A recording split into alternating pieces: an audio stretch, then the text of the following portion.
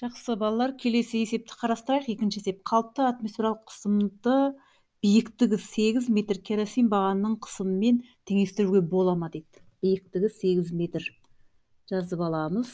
Керосиннің тығыздығын жазып аламыз. Қалыпты атмосфералық қысымның формуласын білеміз. 101.300. Кейде біз оның 5 дәрежесі деп ала береміз.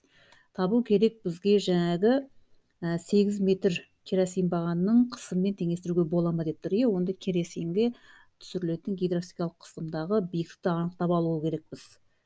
Так, ол бойынша гидростатикалық қысымның формуласын жазып аламыз. Осы жерден биіктікті табу арқылы есептеп көрейік. Онда қалыпты атмосфералық қысымды бөлеміз ро ж-ға. Так, 101.300 паскал бөлінген 800 килограмм бөлінген метр куб көбейтілген 10 көбейтілген ньютон бөлінген килограмм деген шықты. Яғни килограмм мен килограммды қысқартып жібереміз. Мына жерде 2 нөл мен 2 нөлді қысқартып жіберейік. Ньютон бөлінген метр квадрат ол паскалды береді. Онда мына паскалмен ол кетіп қалады. Сонда бізде метр қалды міне. 12,166 немесе жоқтап алғанда 13 метр шығады екен. Әрине, теңестіріп алуға болмайды екен.